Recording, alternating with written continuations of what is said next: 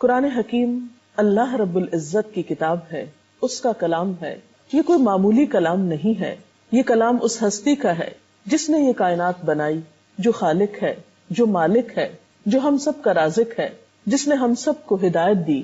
یہ کلام دنیا کے ہر کلام سے عظیم تر ہے، اور اس کا اندازہ آپ کو اس سے بھی ہو سکتا ہے کہ اس کلام کے ساتھ ہر طرح کی عظمتیں وابستہ ہیں. جو فرشتے یعنی جبریل امین اس کو لے کر آئے وہ ملائکہ کے سردار ہیں. جس امت پر یہ کتاب نازل ہوئی اسے خیر امت قرار دیا گیا. جس رات میں یہ کتاب اتری لیلۃ القدر کی رات، اسے 1000 مہینوں سے بہتر رات قرار دیا گیا. جس شہر میں یہ کتاب نازل ہوئی مکہ، اسے ام القری بستیوں کی ماں کہا گیا. اور جس مہینے میں یہ کتاب نازل ہوئی رمضان المبارک کا مہینہ، وہ تمام مہینوں سے افضل قرار پایا. لہذا قرآن پاک اور رمضان کا ایک خاص تعلق ہے. اللہ رب العزت فرماتے ہیں شہر رمضان الذی انزل فیہ القرآن، رمضان وہ مہینہ ہے جس میں قرآن نازل کیا گیا. ھدی للناس، جو لوگوں کی ہدایت کے لیے ہے. وبینات من الہدی والفرقان، اور اس کتاب میں ہدایت اور فرقان کی روشن نشانیاں ہیں، یعنی ایسی تعلیمات پر مشتمل ہے کہ جو راہ راست دکھانے والی اور حق و باطل کا فرق کھول کر رکھ دینے والی ہیں. اس لیے یہ بات ضروری معلوم ہوتی ہے کہ روزے اور قرآن کا تعلق صحیح طور پر واضح کیا جائے، اور اس مہینے میں قرآن پاک کے ساتھ خصوصی تعلق قائم کیا جائے. اللہ سبحانہ تعالیٰ اس کتاب کے بارے میں یہ بھی فرماتے ہیں قل بفضل اللہ وبرحمتہ فبذلک فلیفرحوا هو خیر مما یجمعون. آپ کہہ دیجئے کہ یہ اللہ کا فضل اور اس کی مہربانی ہے کہ یہ چیز اس نے بھیجی، اس پر تو لوگوں کو خوشی منانی چاہیے. یہ ان سب چیزوں سے بہتر ہے جنہیں لوگ سمیٹ رہے ہیں. گویا یہ کتاب ہر اس نعمت سے، ہر اس دولت سے بڑی دولت ہے جو لوگ سمیٹتے ہیں یا جن چیزوں کا شوق لوگ رکھتے ہیں. اور یہ بات کس کی کہی ہوئی ہے؟ اللہ رب العزت کی. یہ مہینہ چونکہ نزول قرآن کا مہینہ ہے، اس لیے ہم سب کو بھی چاہیے کہ اس مہینے میں زیادہ سے زیادہ قرآن حکیم کے ساتھ تعلق پیدا کرے. ہم دیکھتے ہیں کہ نبی اکرم صلی اللہ علیہ وسلم جن پر یہ قرآن پاک نازل ہوا، وہ بھی اس مہینے میں قرآن پاک کے ساتھ ایک خصوصی تعلق رکھتے تھے. ابن عباس کا بیان ہے کہ رسول اللہ صلی اللہ علیہ وسلم سب سے زیادہ سخی تھے، اور رمضان میں جب آپ کو حضرت جبریل علیہ السلام آ کر ملتے تو آپ بہت زیادہ سخاوت کرنے والے تھے. اور جبریل علیہ السلام رمضان کی ہر رات میں آپ سے ملتے تھے اور آپ سے قرآن کا دور کرتے تھے. بس یقیناً رسول اللہ صلی اللہ علیہ وسلم سے جب جبریل علیہ السلام ملتے تو آپ تیز ہوا سے بھی زیادہ سخاوت فرماتے تھے. اس حدیث کو بخاری اور مسلم نے روایت کیا ہے. تو اس سے پتہ چلتا ہے کہ آپ صلی اللہ علیہ وسلم رمضان کی راتوں میں سے ہر رات جبریل امین کے ساتھ قرآن پاک کا دور فرمایا کرتے تھے.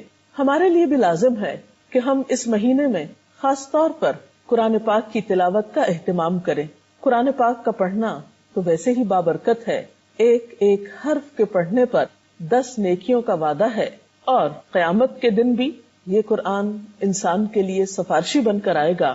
حضرت ابو امامہ سے روایت ہے، کہتے ہیں کہ میں نے رسول اللہ صلی اللہ علیہ وسلم سے سنا، آپ نے فرمایا قرآن مجید پڑھا کرو کیونکہ وہ قیامت کے دن اپنے پڑھنے والوں کے لیے سفارشی بن کر آئے گا. گویا یہ کتاب قیامت کے دن ہمارے لیے سفارش کرے گی. اور اس کتاب کا پڑھنا ہر طرح سے باعث برکت ہے، خواہ ناظرہ پڑھا جائے، زبانی پڑھا جائے، ترجمے کے ساتھ پڑھا جائے، روانی کے ساتھ پڑھا جائے، یا اٹک اٹک کر پڑھا جائے. کوئی بھی شخص جو اس کتاب سے تعلق رکھتا ہے وہ خیر و برکت ہی پاتا ہے، اللہ کی رحمت کا مستحق ہوتا ہے، اور کسی طرح بھی نیکی اور اجر سے محروم نہیں ہوتا. ان عائشہ قالت قال رسول اللہ صلی اللہ علیہ وسلم الماہر بالقرآن مع السفرة الكرام البررة والذي يقرأ القرآن ويتتعتع فيه وهو عليه الشاق له أجران متفق علیہ. حضرت عائشہ رضی اللہ تعالی عنہا بیان فرماتی ہیں کہ رسول اللہ صلی اللہ علیہ وسلم نے ارشاد فرمایا کہ قرآن کا ماہر قرآن کے لکھنے والے معزز اور پاکیزہ فرشتوں کے ساتھ ہوگا، یعنی جو بہت عمدگی کے ساتھ قرآن پاک پڑھ سکتا ہے. اور جو شخص قرآن مجید کو اٹک اٹک کر اور بڑی مشکل سے پڑھتا ہے اس کے لیے دوہرا اجر ہے. یہ ہے اللہ سبحانہ تعالیٰ کی رحمت وہ انسانوں کی کوشش کو دیکھتا ہے، اس کی قدر کرتا ہے. ایک شخص کوشش کے باوجود اگر زیادہ نہیں بھی پڑھ پاتا تو اس کے لیے دگنے اجر کی خوشخبری سنائی گئی تاکہ کوئی بھی شخص اس سعادت سے محروم نہ رہے. آئیے ہم دیکھتے ہیں کہ حضور صلی اللہ علیہ وسلم قرآن پاک کس طرح پڑھا کرتے تھے. اس سلسلے میں حضرت ام سلمہ کی ایک روایت ہمیں ملتی ہے. ان سے کسی نے پوچھا تھا کہ آپ صلی اللہ علیہ وسلم قرآن پاک کس طرح پڑھا کرتے تھے، تو انہوں نے فرمایا کہ آپ صلی اللہ علیہ وسلم ٹکڑے ٹکڑے کر کے پڑھا کرتے تھے، یعنی ایک ایک آیت کو الگ الگ کر کے پڑھا کرتے تھے. مثلاً آپ الحمدللہ رب العالمین پڑھتے، پھر ٹھہر جاتے، پھر الرحمن الرحیم پڑھتے، پھر توقف فرماتے. گویا قرآن پاک کو اس کا حق دے کر پڑھنا زیادہ بہتر ہے. اس کے علاوہ یہ بھی ضروری ہے کہ قرآن پاک کو خوش آوازی کے ساتھ پڑھا جائے. اللہ تعالیٰ نے ہر انسان کے اندر اچھی آواز کے ساتھ پڑھنے کا ایک شوق رکھا ہے. ہم مختلف چیزیں اچھی آوازوں کے ساتھ پڑھتے رہتے ہیں. عموماً شعر و شاعری میں ہم اپنی اچھی آوازیں استعمال کرتے ہیں، لیکن اللہ کا کلام اس کا زیادہ مستحق ہے کہ اس کے لیے انسان اپنی بہترین آواز کا استعمال کرے اور اس کے لیے کوشش بھی کرے. ایک حدیث میں آتا ہے کہ زینوا القرآن بأصواتکم، قرآن پاک کو اپنی آوازوں کے ساتھ مزین کرو، خوبصورت بناؤ، یعنی اس کے لیے شعوری کوشش بھی کی جائے. ایک اور روایت میں آتا ہے نبی صلی اللہ علیہ وسلم نے فرمایا، اے اہل قرآن، قرآن کو تکیہ مت بنا لو بلکہ اس کی تلاوت کرو جس طرح کہ اس کی تلاوت کرنے کا حق ہے. رات اور دن کے اوقات میں اسے اعلانیہ پڑھو، یعنی بلند آواز سے پڑھو، خوش آوازی کے ساتھ پڑھو، اور جو کچھ مضامین ہے اس میں ان پر غور کرو. امید ہے تمہیں فلاح نصیب ہوگی. اور اس کا ثواب جلدی حاصل کرنے کی کوشش نہ کرو، یعنی پڑھنے کے بعد فوراً یہ توقع نہ رکھو کہ جس مقصد کے لیے پڑھا گیا ہے وہ جلد ہی پورا ہو جائے، اور اگر وہ پورا نہیں ہوا تو پڑھنا ہی چھوڑ دیا جائے. نہیں، کیوں؟ اس لیے کہ اس کا ثواب لازمن ہے. تو گویا اسے اجر آخرت کی نیت سے پڑھنا چاہیے. پھر اسی طرح یہ ہے کہ ناظرہ پڑھنے کے علاوہ رات کو نفل نماز میں یا تراویح میں بھی خاص طور پر اس کو پڑھنا یا سننا چاہیے. اگر انسان خود زیادہ قرآن پاک نہ جانتا ہو یا اس کو حفظ نہ ہو تو ایسی صورت میں وہ کسی حافظ کے پیچھے کسی مسجد میں خصوصاً رمضان میں لمبی نماز پڑھنے کے لیے نماز تراویح میں شریک ہو سکتا ہے، اور ایسا کرنا بہت اجر و ثواب کا باعث ہے. حضرت عبداللہ بن عمر رضی اللہ تعالیٰ عنہ سے روایت ہے کہ نبی صلی اللہ علیہ وسلم نے فرمایا، روزہ اور قرآن قیامت کے دن بندے کے لیے سفارش کریں گے.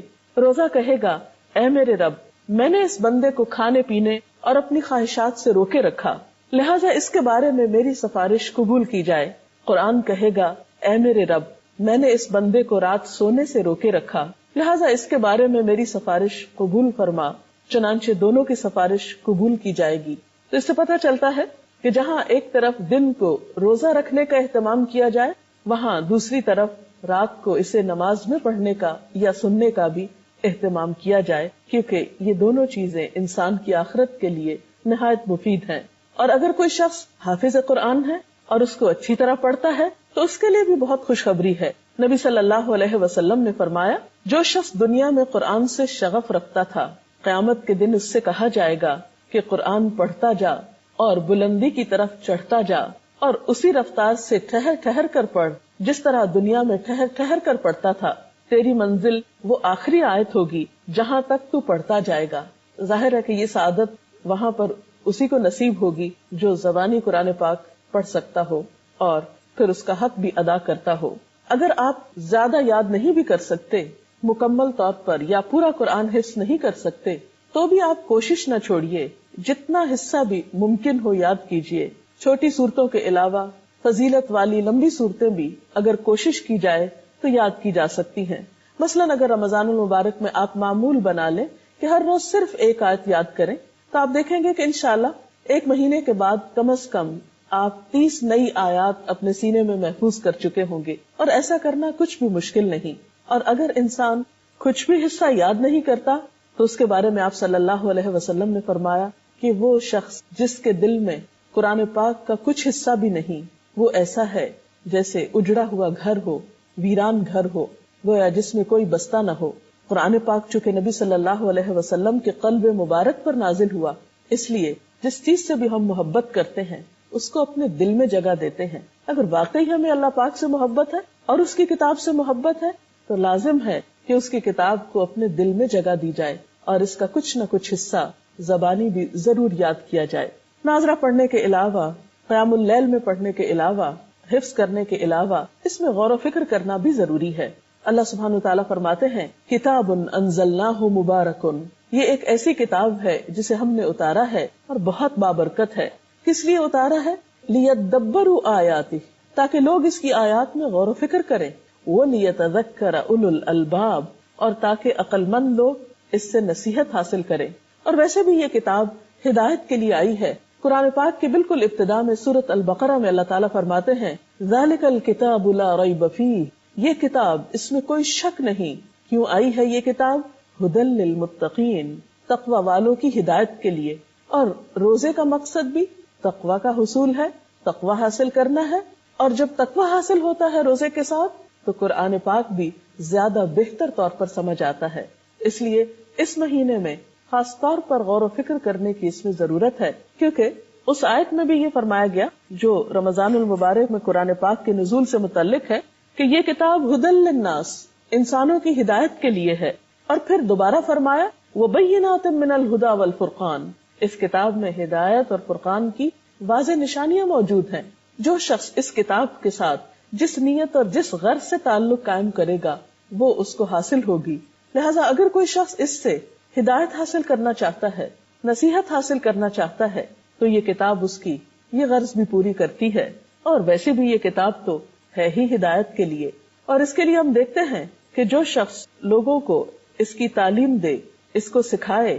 حضرت عثمان رضی اللہ تعالیٰ عنہ سے روایت ہے قال رسول اللہ صلی اللہ علیہ وسلم، آپ صلی اللہ علیہ وسلم نے فرمایا خیرکم من تعلم القرآن وعلمہ، تم میں بہترین ہے وہ لوگ جو قرآن کی تعلیم حاصل کریں اور دوسروں کو اس کی تعلیم دیں، خود سیکھیں اور دوسروں کو سکھائیں.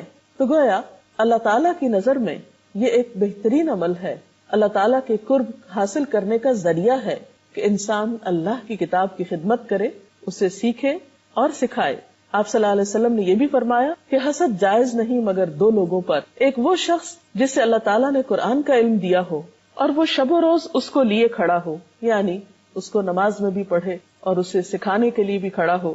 اور دوسرا وہ شخص جسے اللہ نے مال دیا ہو اور وہ اسے شب و روز اللہ کی راہ میں خرچ کر رہا ہو. لہٰذا ہم سب کے لیے ضروری ہے کہ ہم اس مہینے میں خاص طور پر اس کتاب کے ساتھ تعلق قائم کریں. اور انشاءاللہ ایک دفعہ جب اس کے ساتھ تعلق قائم ہوگا تو آئندہ بھی سال بھر کسی نہ کسی طرح تعلق قائم رہے گا. رمضان ایک ایسا موقع ہے کہ جس میں ہم آسانی کے ساتھ اللہ تعالیٰ کی کتاب کے ساتھ اپنا تعلق قائم کر سکتے ہیں. پوری ایک فضا ہمارے لیے تیار ہو جاتی ہے جس میں یہ کام آسان ہو جاتے ہیں. اور ویسے بھی جس کے ساتھ ایک تعلق ہو اس کے ساتھ کمیونیکیشن تو ضروری ہے. اللہ تعالیٰ کے ساتھ بہترین تعلق اسی وقت قائم ہو سکتا ہے جب ہم اس کے کلام کو سمجھنے والے ہوں، سننے والے ہوں، اس کو اپنی زندگی میں جاری و ساری کرنے والے ہوں. کیونکہ کمیونیکیشن کے بغیر تو کوئی تعلق نہیں ہوا کرتا. یہ کیسے ہو سکتا ہے کہ اللہ کی کتاب کو پڑھیں بھی نہیں، اس کے قریب بھی نہ جائیں، اس کو سمجھے بھی نہیں، اسے سیکھیں بھی نہیں، اسے سکھائیں بھی نہیں، اسے یاد بھی نہیں کریں اور پھر اللہ کی محبت کا دعویٰ بھی کریں؟ ایسا ممکن نہیں. لہٰذا دعا ہے کہ اللہ تعالیٰ ہمیں اس کا حق ادا کرنے کی توفیق عطا فرمائے. اس سلسلے میں اگر آپ کے پاس کچھ سوالات ہوں تو آپ کر سکتے ہیں. میرا سوال ہے کہ کیا روزانہ صرف تلاوت کر لینا معنی کے بغیر کافی ہے قرآن پاک کی؟ بات یہ ہے کہ قرآن پاک کو جتنا بھی پڑھا جائے گا ثواب تو بہرحال ہوگا، لیکن جیسا کہ ابھی ذکر ہوا کہ یہ کتاب صرف ثواب حاصل کرنے کا ذریعہ نہیں، یہ تو انسانیت کی رہنمائی کے لیے آئی تھی، راہ دکھانے کے لیے آئی تھی. یہ تو کتاب ہدایت ہے. ذالک الکتاب لا ریب فیہ ھدی للمتقین. تو ہدایت اس کتاب سے اسی وقت حاصل ہو سکتی ہے جب اس کو سمجھ کر پڑھا جائے یا اس کے اندر غور و فکر کیا جائے. اس لیے کوشش یہ کرنی چاہیے کہ تلاوت کے علاوہ، ناظرہ پڑھنے کے علاوہ کچھ نہ کچھ حصہ ترجمے کے ساتھ ضرور پڑھا جائے یا سننے کا کچھ اہتمام کیا جائے. جتنا ہم اس میں غور و فکر زیادہ کریں گے اتنا اجر و ثواب بڑھتا چلا جائے گا. جی آپ؟ کچھ لوگ مصروفیت کے باعث قرآن پاک نہیں پڑھ پاتے تو وہ کیا کریں؟ ایسے لوگ اگر پہلے سے قرآن پاک کا کچھ حصہ انہیں زبانی یاد ہے تو اس کو بھی چلتے پھرتے دہرا سکتے ہیں، اپنے کام کاج کے دوران بھی پڑھ سکتے ہیں. یا پھر یہ ہے کہ اگر وہ پڑھنے کے قابل نہیں، مثلاً بہت بوڑھے بزرگ ہیں، نگاہ بہت کمزور ہے، زیادہ بیٹھ نہیں سکتے، زیادہ دیر پڑھ نہیں سکتے، تھک جاتے ہیں جلدی، تو ایسی صورت میں الحمدللہ آج کل ہر جگہ پر کیسٹ پلیئرز موجود ہیں اور مختلف قراء کی خوبصورت آوازوں میں قرآن پاک کی تلاوت کی کیسٹس بھی دستیاب ہیں. تو ایسی صورت میں وہ لوگ کیسٹ کے ذریعے بھی سن سکتے ہیں اور سننے کا بھی اجر و ثواب ہے. ہر شخص اپنی اپنی سہولت کے مطابق کچھ نہ کچھ وقت ضرور اس کے لیے نکال سکتا ہے. مثلاً رات کو سونے سے پہلے، کیونکہ سونا تو ہر شخص کو ہوتا ہے، اگر اس وقت بھی آپ بہت تھکے ہوئے ہیں اور نہیں پڑھ سکتے تو آپ کھانے کے دوران بھی کیسٹ پلیئر آن کر کے آپ ساتھ ساتھ سن بھی سکتے ہیں اور کھانا بھی کھا سکتے ہیں، کیونکہ یا سحری کے وقت آپ بیٹھیں گے یا افطار کے وقت. لیکن یہ کوشش ضرور رہے اور شعوری کوشش رہے کہ کسی نہ کسی طرح اللہ کی کتاب کے ساتھ کچھ تعلق ضرور قائم کرنا ہے. اور آپ دیکھیں گے کہ جتنا آپ کا اس کتاب کے ساتھ تعلق ہوگا اتنا ہی آپ کے دل کو سکون ہوگا، آپ پرسکون ہوں گے تو آپ کے کام زیادہ بہتر طریقے سے ہو سکیں گے. آپ سفر کے دوران مثلاً اگر آپ خود ڈرائیو کر رہے ہیں یا کسی گاڑی میں بیٹھے ہوئے ہیں یا آپ پیدل چل رہے ہیں تو واک مین کے ذریعے یا کسی بھی طریقے سے آپ اس کو پڑھ سکتے ہیں. یا اپنے کام کاج کے وقفوں کے دوران، مثال کے طور پر اگر آپ قرآن پاک کا ایک چھوٹا نسخہ اپنے پاس محفوظ رکھتے ہیں اور جو آپ کو وقت ملتا ہے تو ان بٹوین آپ تھوڑا سا کھول کر کچھ نہ کچھ پڑھ سکتے ہیں. ضروری نہیں کہ آپ پورا سپارہ پڑھیں یا آدھا سپارہ پڑھیں. آپ اگر چند آیات بھی تلاوت کریں تو اس سے بھی آپ بہت بہتر محسوس کریں گے. اس کو ایک ریمیڈی کے طور پر بھی آپ لیں. آج کے دور میں ہر شخص پریشان ہے، دکھی ہے. قرآن پاک باعث رحمت ہے، شفاء لما فی الصدور ہے، سینے کی بیماریوں کا علاج ہے، دل کے اندر اٹھنے والے غم اور دکھوں اور پریشانیوں کے لیے ایک مرہم کی حیثیت رکھتا ہے. اس لیے کچھ نہ کچھ حصہ ہر صورت میں پڑھنے کی کوشش کریں. ہمارے یہاں مساجد میں رمضان کی آخری 3 راتوں میں ایک اسپیشل پروگرام منعقد کیا جاتا ہے جسے محفل شبینہ کہتے ہیں. تو کیا ایسی محفلیں منعقد کرنا درست ہے؟ اصل میں وہ اس لیے کی جاتی ہے کہ جو لوگ زیادہ وقت نہیں نکال سکے وہ کم از کم آخری کچھ راتوں میں اس سے فائدہ اٹھا سکیں. لیکن اس سلسلے میں ایک بات یاد رہنی چاہیے کہ حضور صلی اللہ علیہ وسلم نے فرمایا کہ لم یفقہ من قرأ القرآن فی اقل من 3، کہ اس شخص نے قرآن کو سمجھا نہیں جس نے اسے 3 شب و روز سے کم میں پڑھا. یعنی قرآن پاک کو بہت جلدی نہیں پڑھنا چاہیے اور بہت جلدی ختم نہیں کر دینا چاہیے. اس کو پڑھنے کے ساتھ کچھ نہ کچھ سمجھنا بھی ضرور چاہیے. اس لیے زیادہ مناسب یہ ہے کہ ہر رات تھوڑا تھوڑا وقت اس کے لیے نکالا جائے. یہ دنیا جس میں اور آپ رہتے ہیں یہ اللہ نے بنائی ہے. کوئی بھی چیز خود سے خود نہیں بنا کرتی. جن چیزوں کو ہم آٹومیٹک کہتے ہیں، خودکار، وہ بھی کسی کے بنانے اور کسی کی پروگرامنگ سے آٹومیٹک ہوتی ہیں، خود سے نہیں بنتی. ایک چھوٹی سی سوئی بھی خود نہیں بنتی، بنانے والے کے بنانے سے بنتی. تو یہ اتنی بڑی کائنات، وسیع و عریض کائنات جس کی کوئی انتہا ہماری نظر میں نہیں، یہ بھی خود سے نہیں بنی. اس کو اللہ رب العالمین نے بنایا ہے اور یہ ساری کائنات اسی کی مرضی کے مطابق کام کر رہی ہے. اس کائنات میں ہمیں، مجھے اور آپ کو، ہمیں بھی اللہ نے بنایا ہے. اگر ساری کائنات اللہ کی مرضی کے مطابق کام کر رہی ہے تو مجھے اور آپ کو بھی اللہ کی مرضی کے مطابق یہ زندگی گزارنی چاہیے. کہیں ایسا نہ ہو کہ زمین و آسمان تو اپنا آپ اپنے رب کے حوالے کیے ہوئے ہوں، اس کے فرما بردار ہوں، اس کے اطاعت گزار ہوں، اور ہم عقل و شعور رکھنے والے انسان اس کی نافرمانی میں دن رات گزار رہے ہوں. نہیں، انسان کو یہ زیب نہیں دیتا. لیکن سوال یہ پیدا ہوتا ہے کہ پھر انسان اگر اپنے رب، اپنے خالق، اپنے مالک کی مرضی کے مطابق زندگی بسر کرنا چاہتا ہے تو اس کو کیا کرنا چاہیے؟ اس کو رب کی مرضی کہاں سے معلوم ہوگی؟ رب کی مرضی 2 طریقوں سے معلوم ہوتی ہے، ایک پیغمبروں کے ذریعے اور ایک کتابوں کے ذریعے. پیغمبروں میں آخری پیغمبر محمد الرسول اللہ صلی اللہ علیہ وسلم، جن پر آخری کتاب قرآن مجید نازل ہوا. یہ 2 ہدایت کے ذرائع ہمارے سامنے موجود ہیں. الحمدللہ ہم ان خوش قسمت انسانوں میں سے ہیں جن کے پاس ہدایت کے یہ 2 سورسز بہت اوتھینٹک طریقے سے، قابل اعتماد ذریعے سے پورے کے پورے درست طریقے پر پہنچے ہیں. ہمارے پاس وہ کتاب ہے جس کے کھلتے ہی یہ دعویٰ کیا جاتا ہے کہ ذالک الکتاب لا ریب فیہ، یہ وہ کتاب ہے جس میں کوئی شک نہیں. اور دوسری طرف محمد الرسول اللہ صلی اللہ علیہ وسلم ان کے بارے میں یہی کتاب گواہی دیتی ہے، ما آتاکم الرسول فخذوہ وما نہاکم عنہ فانتہوا، جو تم کو رسول دیتے ہیں وہ لے لو، جس سے روکتے ہیں اس سے رک جاؤ. لقد کان لکم فی رسول اللہ اسوۃ حسنہ، تمہارے لیے اللہ کے رسول صلی اللہ علیہ وسلم کی زندگی میں خوبصورت نمونہ ہے، بہترین نمونہ ہے. اگر ہم واقعی صراط مستقیم چاہتے ہیں، اللہ کی رضا چاہتے ہیں، اس کی اطاعت کرنا چاہتے ہیں، تو ممکن نہیں کہ پھر ان کے بغیر کر سکے. اور خصوصاً قرآن، گر تو خواہی مسلمان زیستن نیست ممکن جز بہ قرآن زیستن. اگر چاہتے ہو کہ مسلمان بن کے جیے تو ممکن ہی نہیں کہ قرآن کے بغیر مسلمان بننے کا کوئی تصور ہو. اس لیے میرے اور آپ کے لیے اس کے سوا کوئی چارہ نہیں کہ ہم اس عظیم کتاب سے، اس عالی شان کتاب سے اپنا مضبوط تعلق قائم کریں. بل هو قرآن مجید فی لوح محفوظ.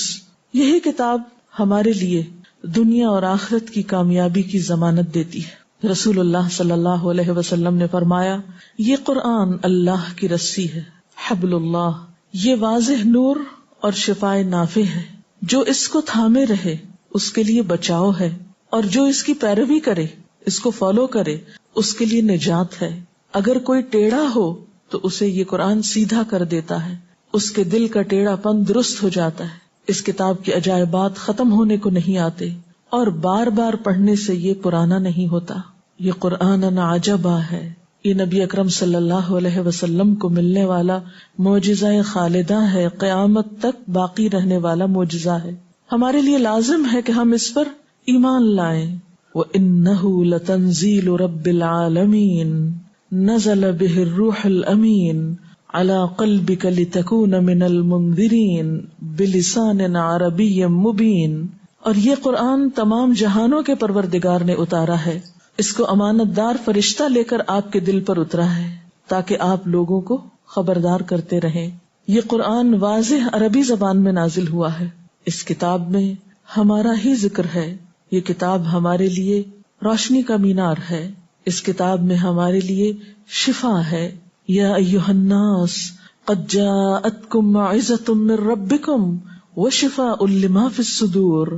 اے لوگو، تمہارے پاس تمہارے رب کی طرف سے نصیحت آ چکی ہے اور شفا ان بیماریوں کے لیے جو سینے میں ہے. سارے دکھوں کا علاج، غم کا علاج، ڈپریشن کا علاج، سب بیماریوں کا مداوا، وہدن اور ہدایت، ورحمۃ للمؤمنین اور ایمان لانے والوں کے لیے باعث رحمت. قل بفضل اللہ وبرحمتہ فبذلک فلیفرحوا ھو خیر مما یجمعون. کہہ دیجئے کہ اللہ کے فضل اور اس کی رحمت پر چاہیے کہ خوش ہو جائیں. یہ کتاب ہر اس چیز سے بہتر ہے جسے لوگ سمیٹ رہے ہیں، جسے لوگ جمع کر رہے ہیں. اس لیے اس کتاب کے ساتھ تعلق دنیا اور آخرت میں انسان کے لیے سکھ ہی سکھ اور امن ہی امن کا باعث ہے. تو پہلی چیز یہ کہ اس پر ایمان لایا جائے. دوسری بات یہ کہ پھر اس کے ساتھ ایک مضبوط تعلق قائم کیا جائے. اور وہ کیسے؟ سب سے پہلے تو اس کو پڑھ کے، اس کی تلاوت کے ذریعے. جس طرح انسان کے جسم کو غذا چاہیے ہوتی ہے، جس طرح انسان جسمانی طور پر بھوکا ہوتا ہے، اسی طرح انسان کی روح بھی بھوکی پیاسی ہوتی ہے. اور اس کی بھوک کھانے پینے سے نہیں اترتی، اس کی بھوک، اس کی طلب قرآن سے پوری ہوتی ہے. قرآن روح کی غذا ہے، اور جب انسان اس کی تلاوت کرتا ہے تو روح سیراب ہوتی ہے. آپ صلی اللہ علیہ وسلم نے حضرت ابو ذر سے کہا تھا کہ اے ابو ذر، قرآن پڑھو اور اللہ کو یاد کرتے رہو، کیونکہ اس سے تم آسمان میں یاد کیے جاؤ گے اور زمین میں وہ تمہارے لیے روشنی ہوگی. گویا اس کا پڑھنا روشنی کا باعث ہے، رہنمائی کا باعث ہے. پڑھنے کے لیے ضروری ہے، اور اس سے صحیح فائدہ اٹھانے کے لیے کہ اس کے پڑھنے کا حق ادا کیا جائے. الذین آتیناہم الکتاب یتلونہ حق تلاوتہ اولئک یؤمنون بہ. وہ لوگ جن کو ہم نے کتاب دی وہ اس کو اس طرح پڑھتے ہیں جیسے پڑھنے کا حق ہے، یہی لوگ اس پر ایمان لاتے ہیں. اولئک یؤمنون بہ. ایمان کا تقاضا یہ ہے کہ اس کتاب کے پڑھنے یا اس کی تلاوت کا حق ادا کیا جائے. اور حق ادا کرنے میں یہ بات آتی ہے کہ ہم جیسے اتری ہے ویسے ہی پڑھیں، درست ادائیگی کے ساتھ. اور صرف درست ادائیگی ہی نہیں بلکہ اس کتاب کی قرأت میں حسن پیدا کرتے ہوئے. رسول اللہ صلی اللہ علیہ وسلم نے فرمایا، لیس منا من لم یتغن بالقرآن، وہ ہم میں سے نہیں جو قرآن کو خوش آوازی سے نہ پڑھے، یعنی اہتمام کے ساتھ اپنی آواز کو خوبصورت بناتے ہوئے اس کی تلاوت کرنی چاہیے. آپ صلی اللہ علیہ وسلم نے یہ بھی فرمایا زینوا القرآن باصواتکم، قرآن کو اپنی آوازوں سے مزین کرو، یعنی اسے خوبصورت انداز میں پڑھو. ایک اور جگہ پر ہے آپ نے فرمایا قرآن کو اپنی اچھی آوازوں کے ذریعے حسین بناؤ، کیونکہ اچھی آواز قرآن کے حسن میں اضافہ کرتی ہے.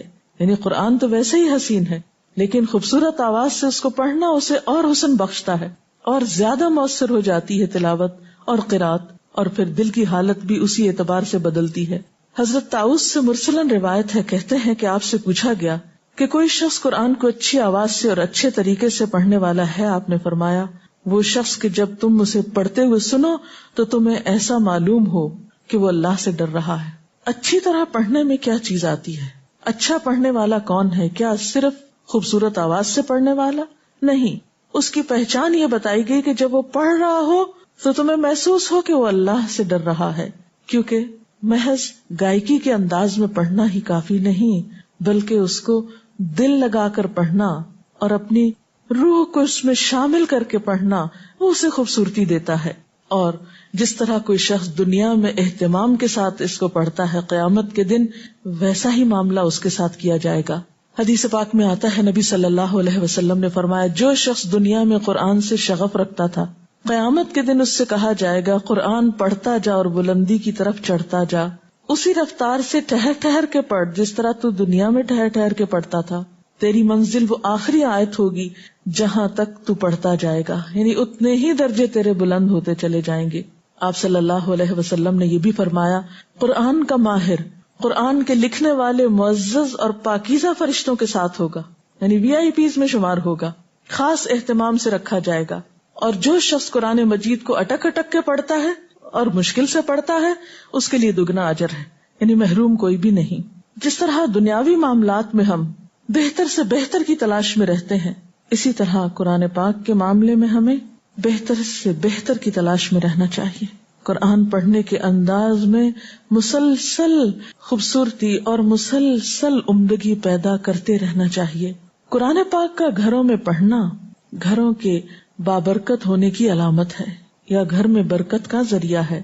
آپ صلی اللہ علیہ وسلم نے فرمایا اپنے گھروں کو قبرستان نہ بناؤ، شیطان اس گھر سے بھاگ جاتا ہے جس میں سورہ بقرہ پڑھی جاتی ہے. قرآن پاک کی محض دیکھ کر ہی تلاوت نہیں کرنی چاہیے، بلکہ اس کا کچھ نہ کچھ حصہ زبانی بھی یاد کرنا چاہیے.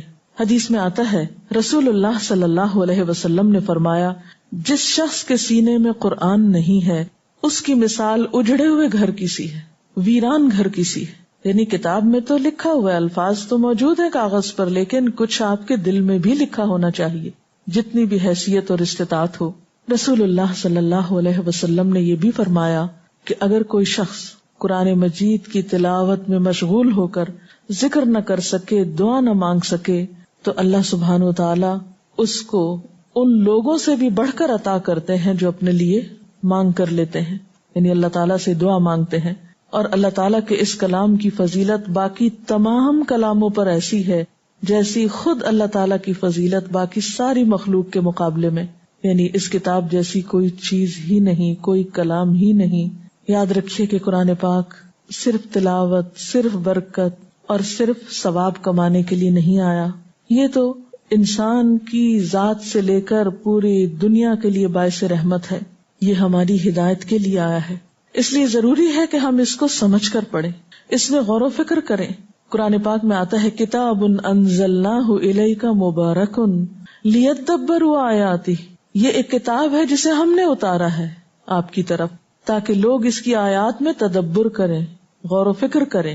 وَلِيَتَذَكَّرَ أُولُو الْأَلْبَابِ، اور تاکہ عقل والے اس سے نصیحت حاصل کریں. اور اللہ تعالیٰ خود پوچھتے ہیں افلا يتدبرون القرآن ام علی قلوب اقفالها، کیا یہ لوگ قرآن پر غور و فکر نہیں کریں گے؟ کیا ان کے دلوں پہ تالے پڑ چکے ہیں؟ ان کے دلوں میں قرآن کے جانے کا کوئی راستہ نہیں، یہ دنیا بھر کی باتیں سوچتے ہیں، قرآن کے بارے میں غور و فکر نہیں کریں گے، قرآن کو اپنے دلوں میں جگہ نہیں دیں گے، اس کو اپنی زندگی کا حصہ نہیں بنائیں گے. اور یاد رکھیے کہ یہ کچھ مشکل کام بھی نہیں. اللہ تعالیٰ بارہا فرماتے ہیں وَلَقَدْ يَسَّرْنَا الْقُرْآنَ لِلذِّكْرِ ہم نے نصیحت کے لیے قرآن کو بہت آسان کر دیا ہے. فہل من مدکر، ہے کوئی جو اس سے نصیحت حاصل کرے، ہے کوئی سبق لینے والا؟ اور بات یہ ہے کہ اگرچہ یہ عربی زبان میں اور وہ زبان ہماری نہیں، لیکن اردو اور عربی میں کچھ بڑا فاصلہ بھی نہیں. تقریباً 70% الفاظ اردو کے ایسے ہیں جو عربی میں بھی موجود ہیں. آپ ان سے مانوس ہیں، اس لیے غور و فکر کچھ مشکل کام نہیں. اگر اس کے لیے انسان روزانہ اپنی زندگی میں سے کچھ وقت نکالے تو بہت جلد اس کے معنی جان سکتا ہے. اور پھر یاد رکھیے کہ یہ کتاب صرف پڑھنے کے لیے نہیں، صرف طب آزمائی کے لیے نہیں، بحث مباحثے کے لیے نہیں، یہ تو ہدایت کی کتاب ہے. یہ تو اس لیے کہ اس کو پڑھ کر اس پر عمل کیا جائے. آپ صلی اللہ علیہ وسلم نے فرمایا وہ شخص قرآن پر ایمان نہیں لایا جس نے اس کی حرام کی ہوئی چیزوں کو حلال کر لیا.